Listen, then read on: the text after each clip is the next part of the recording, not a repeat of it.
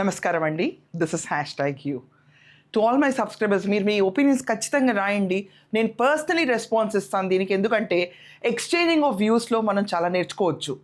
నేను తప్పై ఉండొచ్చు, మీరు రైట్ అయి ఉండొచ్చు. ఒకసారి నేను రైట్ అయి ఉండొచ్చు, మీరు తప్పై ఉండొచ్చు. బట్ వాట్ ఎవర్, మన ఫ్యామిలీ కింద ఇది డెవలప్ అవుదాము. Let us all rice together. మనము మన ఒపీనియన్స్ని కన్స్ట్రక్టివ్ వేలో తీసుకెళ్దాం. నా కమింగ్ టు ద టాపిక్, ఈరోజు చూసుకుంటే కనుక కల్వకుంట్ల కవిత గారు లేపు తన్నించుకున్నారా అనిపించింది.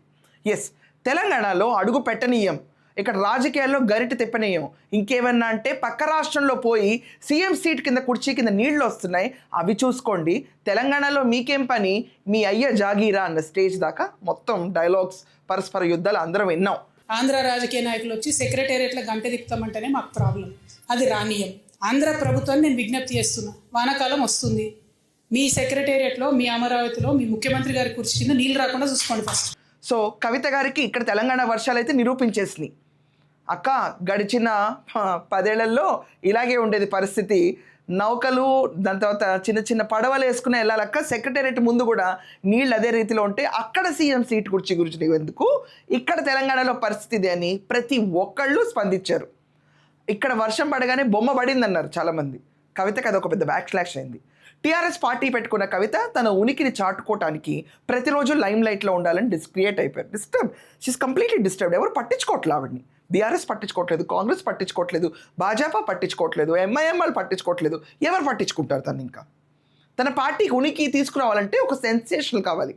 అప్పుడు కేసీఆర్ పదవిలోకి రావటానికి, ముఖ్యమంత్రి అవ్వటానికి దానికంటే ముందు ఆయనకు ఒక మైండ్ సెట్ ఉండేది. అది ఇప్పుడు గుర్తు చేస్తాం మీ అందరికీ.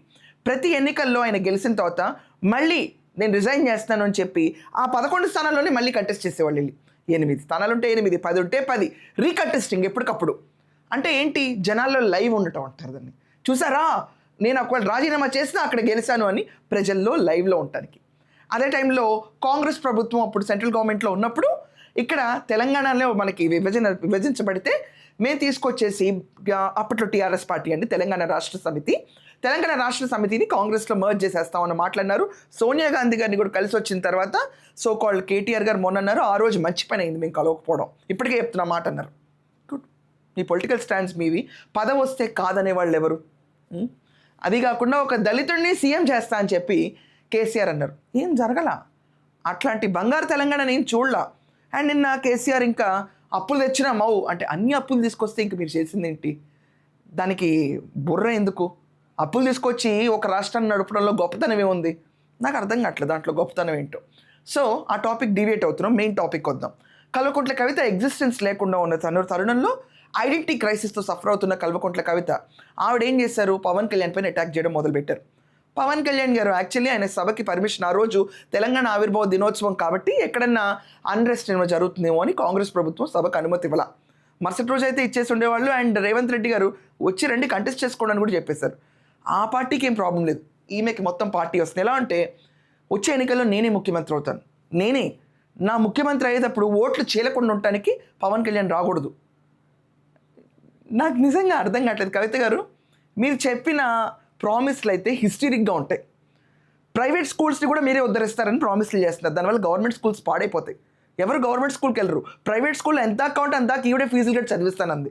మరి గవర్నమెంట్ స్కూల్స్ పని ఏంటి? ఇంకా మీ పిల్లలు ప్రైవేట్ పాఠశాలలో చదువుతున్నా, ఎంతవరకు చదువుకున్నా కంప్లీట్గా మీ మీద ఒక్క రూపాయి కూడా భారం పడకుండా చదివించే బాధ్యత మేము తీసుకుంటాం.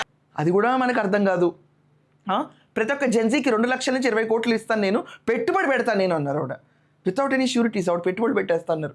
ఇవన్నీ హిస్టరిక్ ప్రామిసెస్ అంటారు, అవి జరగవు, అవి అస్సలు జరగవు.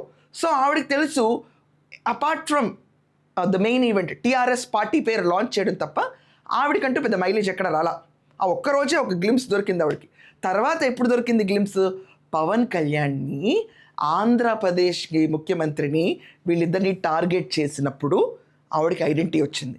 ఆ ఐడెంటిటీని కోల్పోవడానికి ఇష్టపడలేదు ఆవిడ. ఇంకా ఆవిడ రెచ్చిపోయి ఐడెంటిటీని వదులుకోవడానికి ఇష్టం లేదు. ఎట్లా వస్తారని చెప్పి అన్నారు. రాజ్యాంగపరంగా ఎవరన్నా ఇక్కడ కంటెస్ట్ చేయొచ్చు, కానీ మెయిన్ లీడర్స్కి లేని బాధ మీకెందుకు? ఇది నా ప్రశ్న.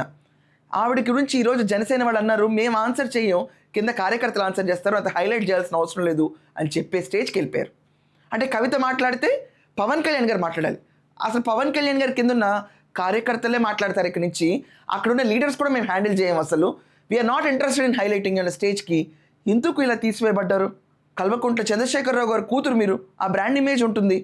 అక్కడ జరిగిన అవకతవకలన్నీ మీరు ఎలా ప్రశ్నిస్తున్నారో, ఆ కుటుంబం నుంచి వచ్చిన మిమ్మల్ని ప్రజలు 10 రకాలుగా ప్రశ్నించడం సహజం, సర్వసాధారణం. దీన్ని కాదనలేరు మీరు, ఎప్పటికీ కాదనలేరు.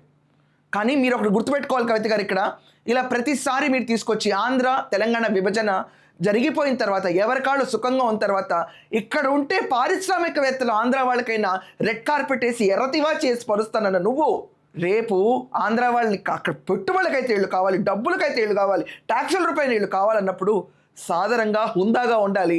అక్కడి నుంచి వచ్చి ఇక్కడ కంటెస్ట్ చేద్దాం అనుకునే వాళ్ళ పట్ల కూడా కొంచెం కామన్ సెన్స్ ఎలా మిస్ అయింది? ఆవిడ కామన్ సెన్స్ లేక కాదు, ఐడెంటిటీ క్రైసిస్లో ఉండి చేసిన అటెంప్ట్ అది. సో ఎట్టకేలకు ఈవిడ పుణ్యం అంటూ ఈరోజు జనసేనకి పార్టీ ఆఫీస్ కూడా ఓపెన్ అయిపోయింది మణికొండలో. షట్టర్లు తెరిచేశారు, తెలంగాణ జనసేన అని పేరు పెట్టేశారు, వాళ్ళ కార్యాలయం మొదలైపోయింది. ఇక్కడి నుంచి తెలంగాణ వాళ్ళే కంటెస్ట్ చేస్తారు, పవన్ కళ్యాణ్ కూడా కాదు. ఇప్పుడు ఏం చేస్తుంది కవిత? నెంబర్ 1 పొజిషన్లో ఉంది కాంగ్రెస్, ఆ పార్టీని బీట్ చేయడం ఎవరి వల్ల కాదు. ఇప్పుడు నెంబర్ 2 పొజిషన్లో ఉంది బీజేపీ, వాళ్ళు పవర్లోకి రాలేరు. ఎందుకంటే వాళ్ళకి బండి సంజయ్ ఇష్యూ అవనండి, ధర్మపురి అరవింద్ చేసే కమెంట్స్ అవనండి, మోడీ గారే వచ్చి రేవంత్ రెడ్డి గ్రేట్ అని చెప్పేటప్పటికి ఆ పార్టీ మొత్తం భూస్థాపితమైంది. నెంబర్ 3 పొజిషన్లో ఉన్న ఈవిడ వదిలేసి వచ్చిన తన సొంత ఇల్లు బీఆర్ఎస్ పార్టీ, ఆ పార్టీకి అయితే ఎగ్జిస్టెన్స్ లేకుండానే పోతుంది. Phone tapping case, formula E case, Dharani portal, outer ring road scams, ఇన్ని మాట్లాడతారు. అక్కడ లేదు. 4th పొజిషన్లో ఈవిడే గెలుస్తుందో గెలవదో, ఎందుకంటే ఎంపీగా ఓడిపోయి దొడ్డిదారినెల్లి ఎమ్మెల్సీ అయిన కెపాసిటీ ఉన్న కవిత రేపు రాజకీయ రంగేట్రం చేసి నేను ముఖ్యమంత్రిని అవుతాను, నా ముఖ్యమంత్రి రేసులో పవన్ కళ్యాణ్ అడ్డు వస్తున్నాడు కాబట్టి నేను దంచి కొడతాను, అందుకే ఆంధ్ర తెలంగాణని విభజిస్తాను, అక్కడ మధ్య విద్వేషాలు రెగ్గొడతానంటే ఎవరేమనుకోరు, నవ్వుతారు అంతే. 1-2 రోజులు హల్చల్ అవుతుంది అంతే, 3వ రోజు కార్యకర్తలతో సమాధానం చెప్పించే స్టేజ్ పడిపోయారు. సో ఏదేమైనా జనసేన తెలంగాణ మొదలైంది.